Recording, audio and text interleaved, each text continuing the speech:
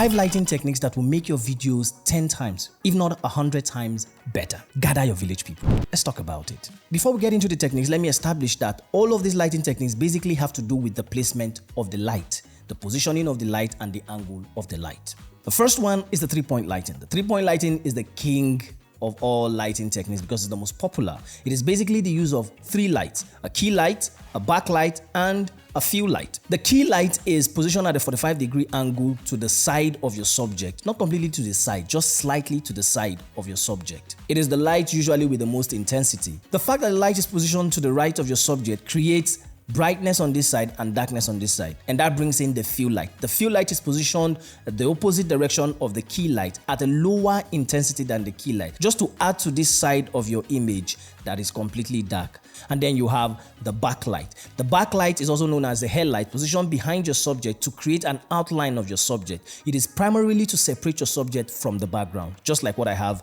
behind me. Essentially, it creates this outline around me.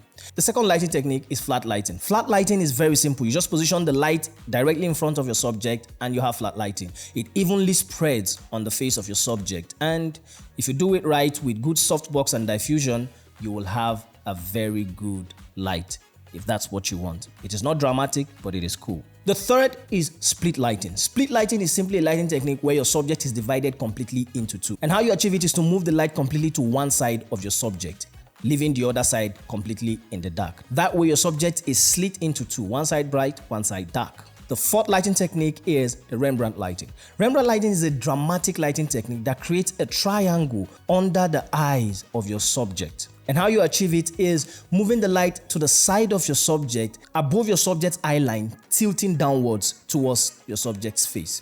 Now, that way, a shadow is created under your subject around the cheek, and then a triangle is formed. It's a very dramatic lighting technique that is used a lot in movies to convey some elements of drama, mystery, and whatever.